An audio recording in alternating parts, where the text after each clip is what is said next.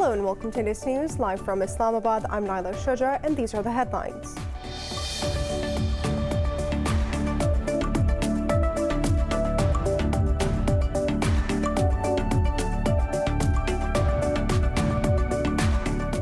In Afghanistan, the Taliban have declared an amnesty for government employees and urged women to join their government.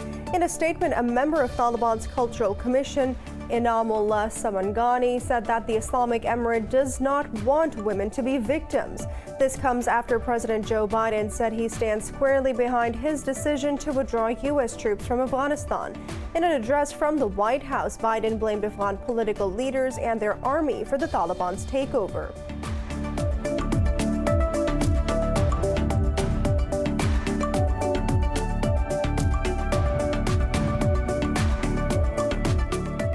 Pakistan says it will remain engaged with the United States and other international partners for a peaceful and stable Afghanistan. Foreign Minister Shah Mahmood Qureshi said this to U.S. Secretary of State Antony Blinken in a phone call. Qureshi said an inclusive political settlement in Afghanistan is the best way forward.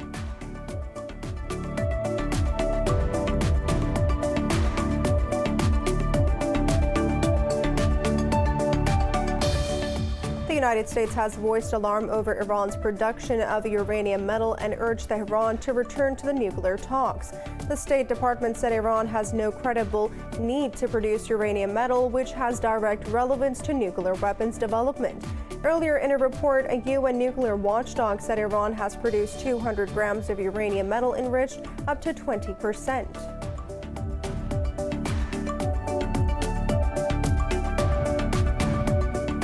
India has registered 437 daily deaths from COVID-19 and more than 25,000 cases.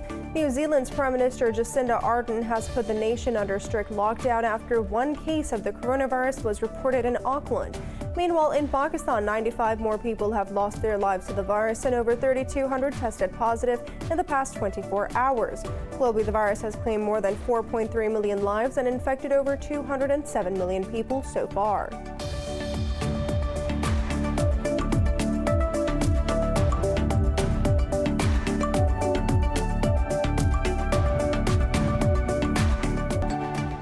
For more news and details, stay tuned. We'll be back after a short break.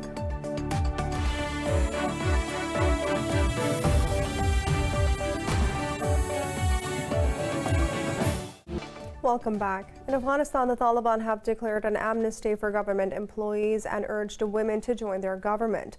They said that the Islamic Emirate does not want women to be victims. As the Taliban took over Kabul, the situation in Afghanistan is rapidly evolving. A member of Taliban's Cultural Commission, Inamullah Samangani, said that the structure of the government is not clear, but he said that it should be fully Islamic and all sides should join. This comes after President Joe Biden said he stands squarely behind his decision to withdraw U.S. troops from Afghanistan. In an address from the White House, Biden blamed Afghan political leaders and their army for the Taliban's takeover. He threatened a devastating military response if the Taliban launch attacks. Biden said that the United States troops should not die in a war the Afghan forces are not willing to fight. Meanwhile, military flights evacuating diplomats and civilians from Kabul airport has restarted. This comes a day after at least 10 people were killed amid the panic. For more on this, we are joined by Mr. Alamdar, a political analyst speaking to us from Afghanistan. Thank you so much for your time. Now, Mr. Hamdullah, the United States President Joe Biden, in his speech, held the Afghan government for everything wrong in the country and the situation right now. Is it justified for Washington to exonerate itself completely from any responsibility regarding what unfolded in Afghanistan over the past 2 decades? Well, as an Afghan, I'd like to say that the U.S. cannot take out themselves of this responsibility in Afghanistan for the last 2 decades. Whatever they have done in Afghanistan, they have killed so many people in Afghanistan, and now they are leaving Afghanistan irresponsibly. This is not fair at all, according to all the international rules and regulations. They did not do good to the people of Afghanistan. They killed a lot of people. They destroyed Afghanistan. They used lots of bombs in Afghanistan. And now they say they are not responsible for the lives of the people. They did not come here for the nation building. They just came here to kill Al-Qaeda leader and to finish any threats to the U.S. in Afghanistan. This is not fair at all. They should have worked for the nation building. They should have worked for ensuring or bringing a strong central government in the country, and then they could leave easily. They could surrender the government either to Taliban or any other political parties very responsibly, and then they could leave. But unfortunately, they did not do that. Last night, Mr. Biden talked very irresponsibly, and he said that he is squarely supporting his decision and he will not regret it. But we, the people of Afghanistan, regret his decision. We regret their coming to Afghanistan. We regret their being in Afghanistan. And we also say shame on them for leaving Afghanistan so irresponsibly in a chaos and turmoil. However, the situation in Afghanistan will get better soon.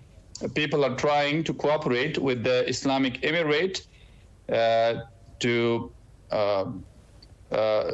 finish these chaos and the looting which was done in Kabul for the last 2 days. Everything is going to get better soon, but economically, the Afghan government needs support. The international community should not leave Afghanistan alone. There are so many people. Afghans' lives matter, and the international community has to pay serious attention to that. Otherwise, they will lose Afghanistan, and the people of Afghanistan will be lost, and people of Afghanistan will have no reason to live. All right. Now, Mr. Alamdar, the President Biden clearly accused President Ashraf Ghani of massive corruption in aid money given by the international community, especially the United States. How would Mr. Ghani be held accountable for these crimes? Well, I guess that the U.S. and the international community themselves fostered corruption in Afghanistan. Whenever the USACE was giving contracts to the construction companies and to other contractors, they fostered corruption during that times. And through the first day of the U.S. and international community's arrival in Afghanistan, the corruption continued and started in all the departments, in all the organizations of the international organizations or the government organizations. It was not only Dr. Ghani's administration, even during Dr. Hamid Karzai's administration, and in all international organizations or NGOs that were working in Afghanistan, the corruption was a very common thing. International community should be asked for this as well. Not only Dr. Ghani, and all the high official of the government or non-government people who were running the NGOs in Afghanistan, especially the ones who were giving contracts for receiving so many illegal dollars. They all have to be kept responsible for this, and they should be asked for that. All right, now, Mr. Alamdar, we're already witnessing certain global players warming up to a possible Taliban government in Afghanistan. Short of elections, what do you believe would be the key factors that could lead to international recognition and the legitimization of a Taliban rule? Well, if Taliban want to be recognized globally, I believe that they should not stop women from working or going to schools. There should be girls and boys education, the university, the schools, and everything should continue. The media should work very independently like it did during the regime of Dr. Ghani and the government of President Hamid Karzai. The work should continue normally. They should not force people to stop working there. Unfortunately, I saw in some of the provinces that they even destroyed the barber shops pictures in which there were some haircut designs or some Western haircut designs, which is not fair. By doing such acts, they will lose their credibility globally. If they want to be credible or recognized by global community or international community, they have to get used to the normal government. They should become a little bit more democratic. Otherwise, people will not accept them. International community will not accept them. They cannot force the Afghan women to stay at home and not to work. They should let women work, and they should cooperate with them. And that's in the favor of everyone, in the favor of Taliban, in the favor of the people, and in the favor of international community. Otherwise, those educated women and girls will have to flee the country as soon as they find any single opportunity for that. Right. Now, Mr. Hamdard, what is the latest situation at the Kabul airport? Have the international forces taken any arrangements to secure the airport? The situation of the Kabul airport was at its worst in the history of Afghanistan. We had never seen such a worse situation at the Kabul airport. The people were fleeing, and there was the military airplane of U.S. forces in which some Afghans, some youths were taken out of Afghanistan. According to my information in the reports I received, they were taken to Tajikistan until the next steps will be taken by the U.S. To transfer them or to carry them either to the U.S. or to Canada or somewhere else. But I guess at the moment they are in Tajikistan. They were taken to Tajikistan, and even some young Afghans who could not find place inside that airplane, they held themselves outside of the airplane, and they were just, they lost their lives when the airplane was taking off. And that was so sad to see that scenario.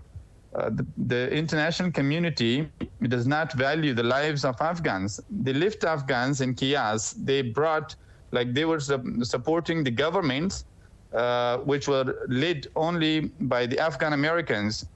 They brought the ministers here who were the Afghan Americans. All the corruption made in Afghanistan was made by the Afghan Americans. Those money was taken back to the U.S. So it means the U.S. government and the U.S. is also responsible for all the corruption in Afghanistan. And they have to be asked for this by the United Nations, by the United Nations Security Council, and by all other countries who can make the U.S. responsible, or who can ask them for this responsibility. All right. Mr. Hamdullah Hamdard, thank you so much for speaking to Indus News. For more on this, we are joined by Ms. Amina Khan, a political analyst, speaking to us from Islamabad. Ms. Amina, thank you so much for speaking to Indus News.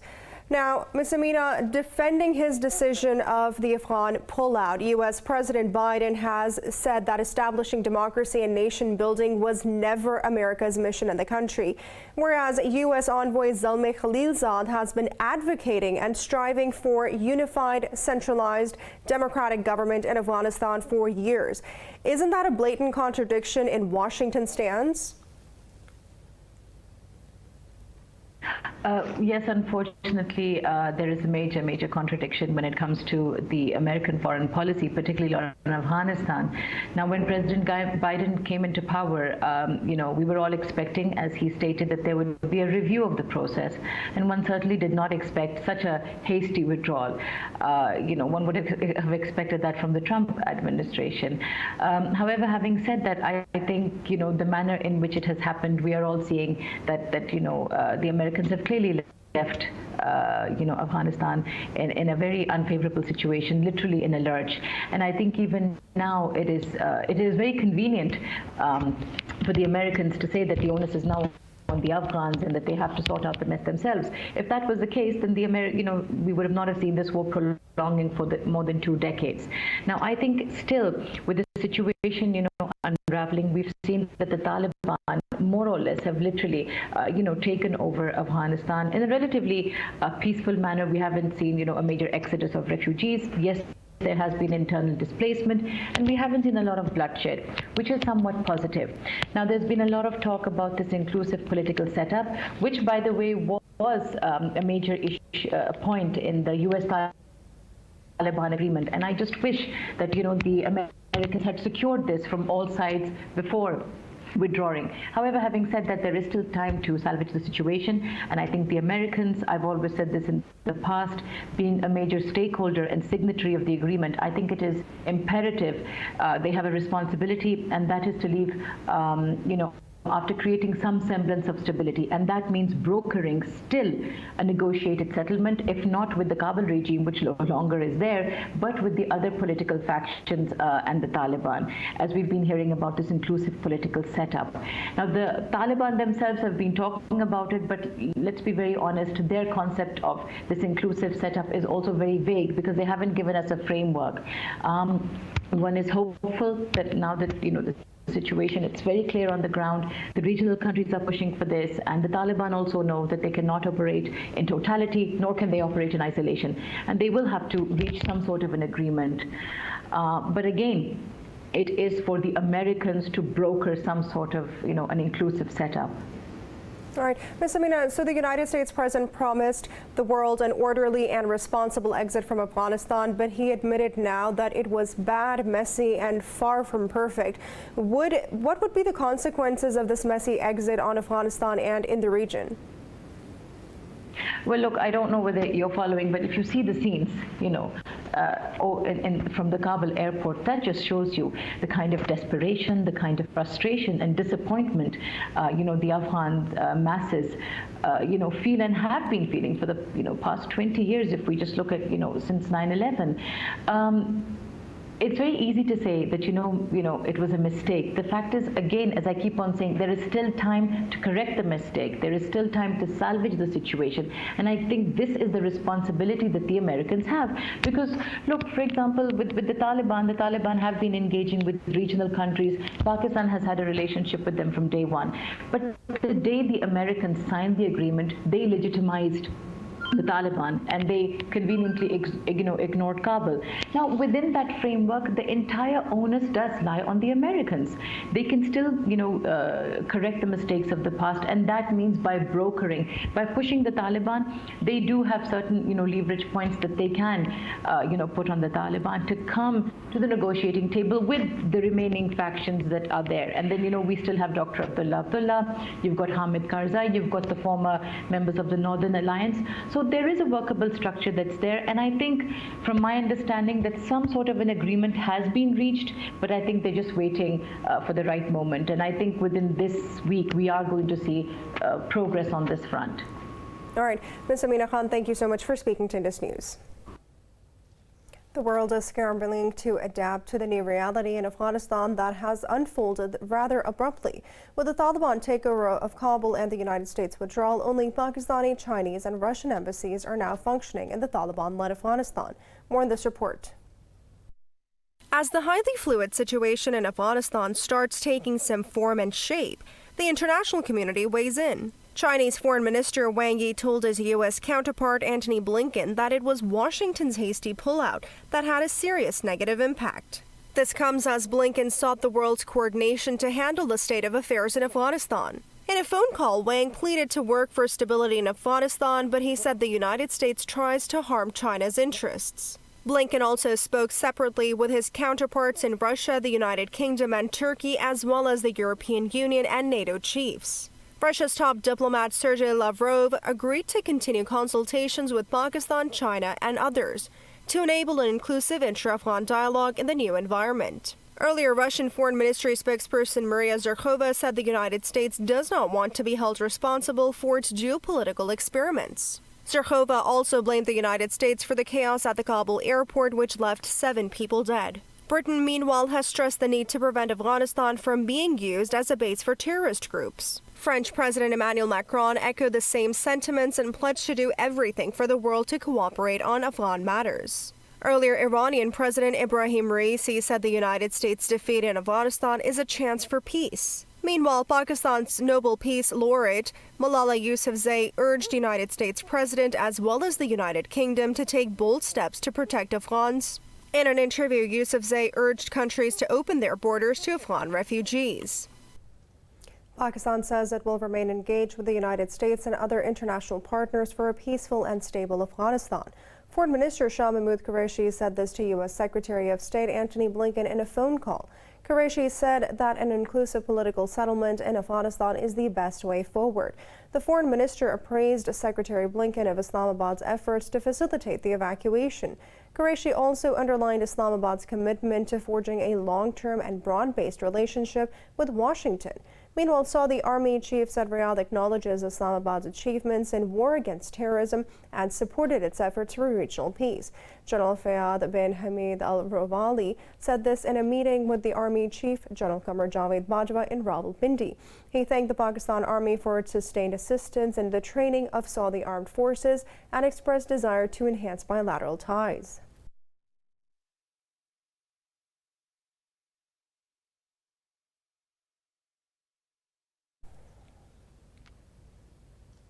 Barrister Sultan Mahmood has been elected 28th president of Azad Jammu and Kashmir. The Pakistan Tehreek-e-Insaf's candidate won with 34 votes against opposition candidate Mia Abdul Wahid. The 51 member of the Legislative Assembly participated in the polls. The tenure of the incumbent president, Sardar Masood Khan, will end on the 24th of this month. The Chief Justice of Azad Kashmir Supreme Court will administer an oath on the new president on the 24th of August. In Indian-occupied Kashmir, police have detained several mourners during the Muharram procession in Srinagar. Local media said that the people were also beaten after they raised pro-freedom slogans. The authorities also stopped the procession in Abiguzar Lal Chowk area of the city. The policemen thrashed media persons for covering the event. Photojournalist Wasim Andrabi says that the FIR has been registered against the journalists, including him. The authorities have also imposed restrictions in the commercial hub of Lal Chowk to foil the procession.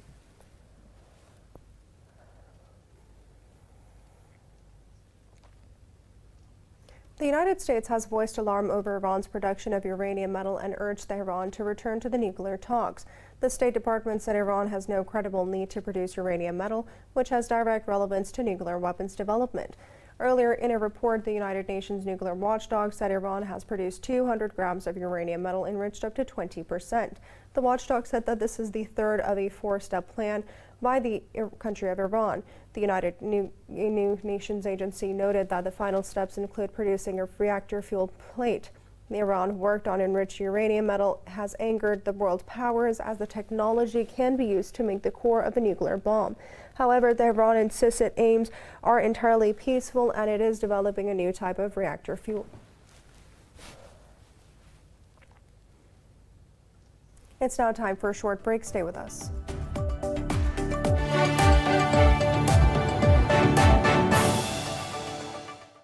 Welcome back. India has registered 437 daily deaths from COVID-19 and more than 25,000 cases. Globally, the virus has claimed over 4.3 million lives and infected more than 207 million people so far. More in this report. As COVID-19's Delta variant sweeps the world, hospitalizations are rising exponentially amid mounting vaccine hesitancy. In France, the number of hospitalized people has gone over 10,000 for the first time since the 22nd of June. Washington has issued an advisory against traveling to Turkey, citing the rising number of cases there. Amid resurging cases and crumbling economy in Argentina, hundreds took to the streets to protest against the government's handling of the pandemic. I think this is a release for everyone after all the anguish of not being able to protest, because apparently it was bad to show anguish because of the pandemic. It was bad to suffer. But in contrast with what we saw last year, with restrictions of get-togethers that were broken by those in power, it's now a moment to recover from so much pain and so much injustice. The Tokyo 2020 Paralympics organizers have announced not to have any spectators at the Games due to the outbreak in Japan. This comes as the country extends the state of emergency in Tokyo and other regions to the 12th of September and widens curbs to 7 more prefectures. In New Zealand, the first case of COVID-19 in the community has been reported in 6 months after a person tested positive in Auckland. Australian authorities have also warned Sydney residents to brace for a surge in infections in the coming weeks due to the Delta variant. And we envisage that case numbers in the next 2 or 3 weeks will bounce around and are likely to go up substantially. And we have to brace ourselves for that. But our key aim will be keeping people out of hospital and keeping people alive. And that's why the vaccination rate obviously helps us with that. Of course, we need to see case numbers come down. In Vietnam, thousands of jobless workers are fleeing after an extension of restrictions in the largest city of Ho Chi Minh, in the epicenter of the country's worst outbreak yet. But authorities are anxious to prevent them from leaving the city and potentially spreading the virus to other parts of the country. In Pakistan, coronavirus has claimed another 95 lives over the past 24 hours. The health ministry says the death toll has reached 24,573. It said more than 3,200 people tested positive for COVID-19 overnight. The ministry said that the positivity rate of cases declined to 6.68%. Pakistan's caseload has exceeded 1.1 million, while more than 933,000 people have recovered. The ministry said there are more than 87,000 active cases with nearly 4,900 critical patients. It said that so far 43.4 million vaccine doses have been administered in the country. China says it has carried out an assault air and sea drills near Taiwan. People's Liberation Army says that the move is a response to what it called external interference and provocations. The PLA added that it dispatched warships, anti-submarine aircraft, and fighter jets too close to Taiwan. It noted that recently the United States and Taiwan repeatedly colluded in provocation and sent serious wrong signals. The Army said their actions severely infringed upon China's sovereignty and undermined peace and stability in the Taiwan Strait. It termed the exercise a necessary action based on the current security situation in the area and the need to safeguard national sovereignty. In Venezuela, the government and opposition have discussed establishing an inclusive consultation mechanism to end the political crisis in the country. In a joint statement, the two sides said that they will meet again from the 3rd of September to the 6th of September for a fresh round of talks. The latest round of negotiations was held in Mexico City, and representatives of Norway acted as the facilitators. The parties agreed to a memorandum of understanding containing the roadmap that will guide the dialogue process. Both the sides are setting their demands for the talks to advance to a potential agreement. President Nicolas Maduro asked for the sanctions imposed by the United States and Europe to be lifted. For its part, the opposition coalition calls to allow humanitarian aid to enter Venezuela. It has also demanded the release of dozens of supporters and to be allowed to participate in regional elections in November.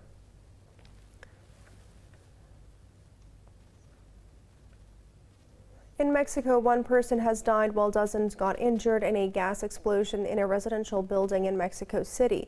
Local media said 14 of the 26 injured are in serious condition, while 4 children have also gotten burn wounds. Rescuers and police officers evacuated some 300 people from neighboring buildings as a precaution. The Mexico City Prosecutor's Office and experts from other agencies are investigating the source of the gas leak.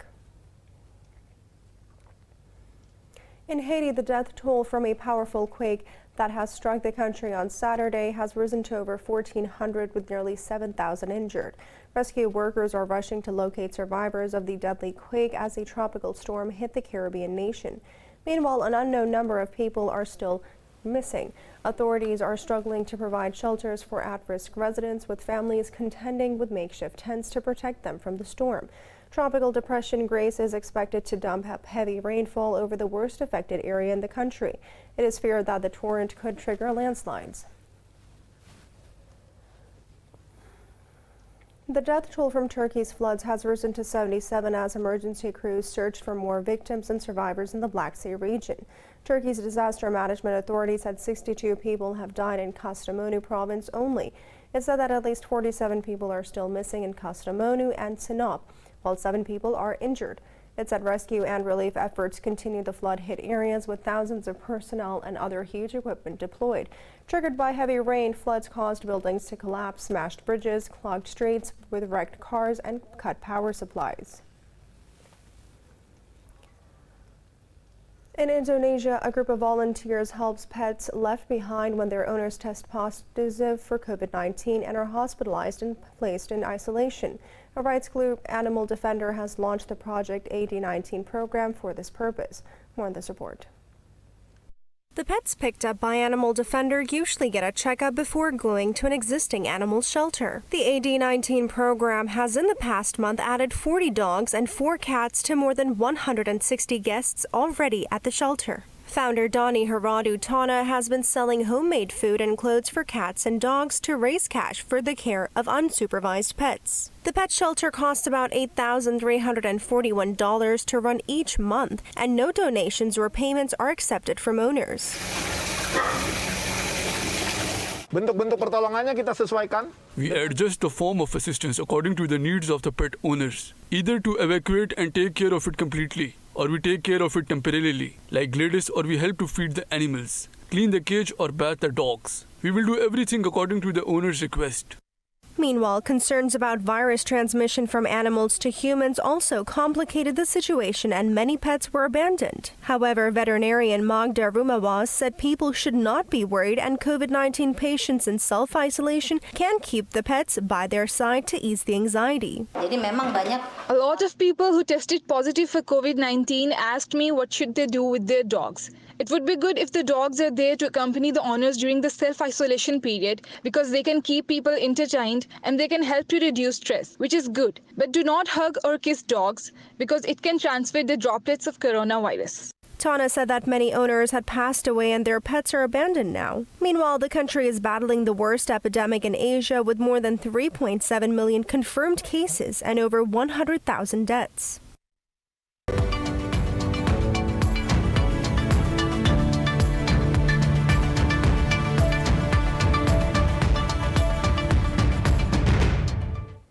U.S. regulator has opened a safety probe into auto giant Tesla's autopilot following a series of crashes. The National Highway Traffic Safety Administration said there have been 11 crashes since 2018 due to autopilot. The probe will take in 765,000 U.S. vehicles with autopilot built since 2014. Tesla shares closed down 4.3% in the news. Chief Executive Elon Musk has repeatedly defended autopilot. In April, he tweeted Tesla with autopilot is now approaching 10 times lower chance of accident than the average vehicle. Asian stock markets have declined amid turmoil in Afghanistan and unease about China's economic outlook after weak July activity. Investors also reacted to the draft rules that China issued today amid stopping unfair competition on the internet. Hong Kong's Hang Seng led the losses, dipping nearly 2%. Shares in mainland China also dived close to 2%. Seoul Kospi shed more than 1%. ASX 200 in Australia sipped nearly 1%. Japan's Nikkei 225 dropped marginally.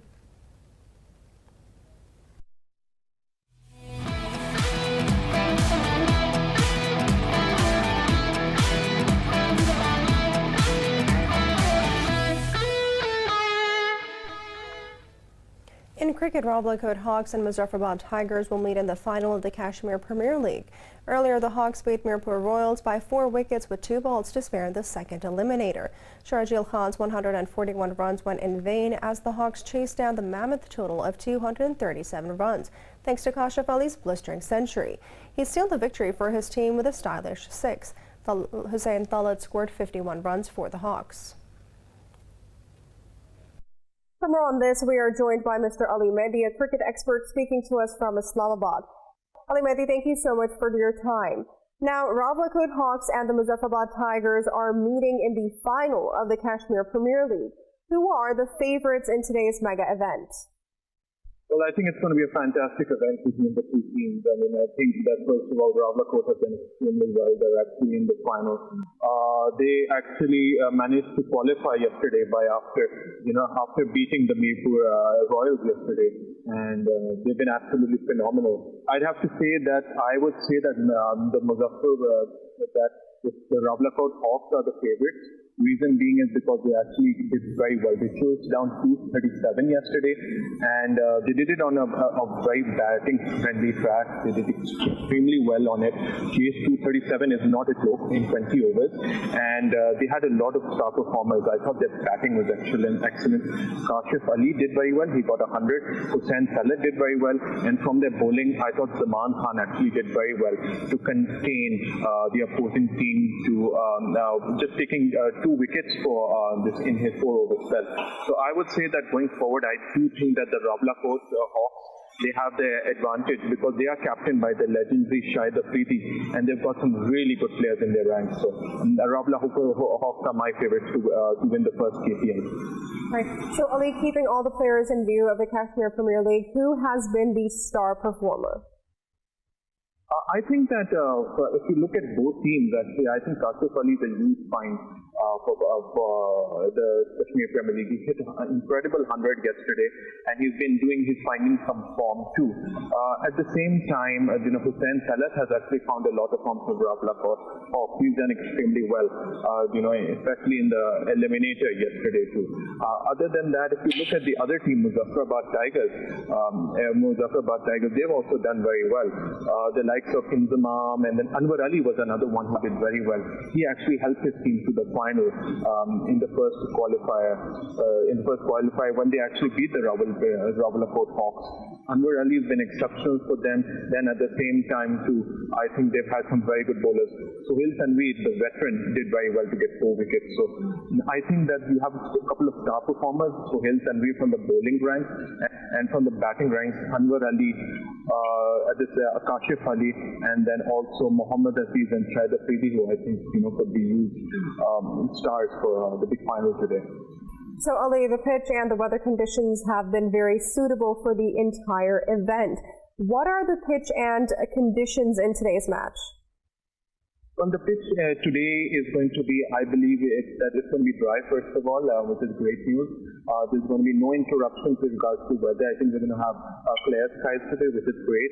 I do expect another feast because we had a huge match yesterday when about a total of about 500 plus runs were scored in both innings. So I expect it to be a belter today. It's going to be a batting paradise, and I expect a very high total. So it's going to be, the ball is going to come nicely onto the bat, nothing for the bowlers, and you're going to see a big score today. Possibly both teams could actually get 200 plus. So it's going to be a feast when it comes to for the batsmen. So Ali, in your opinion, are the Pakistani players ready for the T20 World Cup being played later this year? Well, we had the fixtures which came out this morning, for the T20 World Cup, which will be taking place in UAE and Oman. I still think it's a bit early. There are 2 series to go before the World Cup, which will take place in Oman and UAE. You've got a home series against New Zealand, and then England will be visiting Pakistan. I think that will be the litmus test for Pakistan. They need to perform well before actually going into that T20 World Cup. The conditions will be very similar for Pakistan and the UAE. So I don't think as of yet they are ready. There's still some tweaks which need to be made, but I think that will be a good assessment as to how Pakistan is prepared. And at this moment of time, I still think it's early, but going forward, I think that for the New Zealand and the England tour to Pakistan will give a good assessment as to how prepared Pakistan is for that T20 World Cup. All right, Ali Mehdi, thank you so much for speaking to Indus News. The International Cricket Council has released the schedule for the upcoming Men's T20 World Cup. As per the schedule, arch rivals India and Pakistan will play each other on the 24th of October in Dubai. In round 1, host Oman and Papua New Guinea will begin the tournament on the 17th of October. Scotland and Bangladesh in Group B will be clashing in the evening match on the same date. Ireland, Netherlands, Sri Lanka and Namibia, making up Group A, will be in action on the 18th of October. The top 2 teams in each group will proceed to the Super 12 stage of the tournament, beginning on the 23rd of October. And now we have Raja Suresh for the weather updates.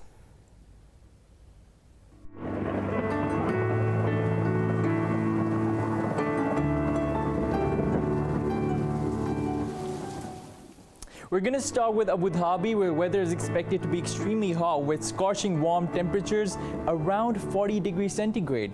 While in Amsterdam, there is an expected rainfall with temperatures at 17 degrees centigrade. If you are heading to Ankara, it is expected to remain mostly sunny with temperatures at 34 degrees centigrade. Moving down under to Auckland, the temperature is chilly at 18 degrees centigrade with rainfall in the forecast. Now, if you're traveling to Bangkok, there is an expected partly sunny weather weather with temperatures around 35 degrees centigrade. Similarly, in Beijing, it is expected to remain partly sunny with temperatures at 30 degrees centigrade. While in Beirut, you will experience sunny weather with temperatures at 32 degrees centigrade. Now, Berliners will experience temperatures around 18 degrees centigrade. Heading to Cairo, the hot sun will be out with temperatures at 37 degrees centigrade. Down under in Canberra, the temperatures are at 13 degrees centigrade with partly cloudy weather. In Islamabad, the temperatures are expected to be at 37 degrees centigrade with remaining sunny throughout the day.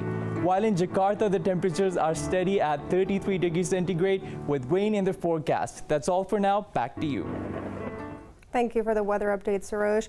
For the latest news updates, you can follow us on our social media at indus.news.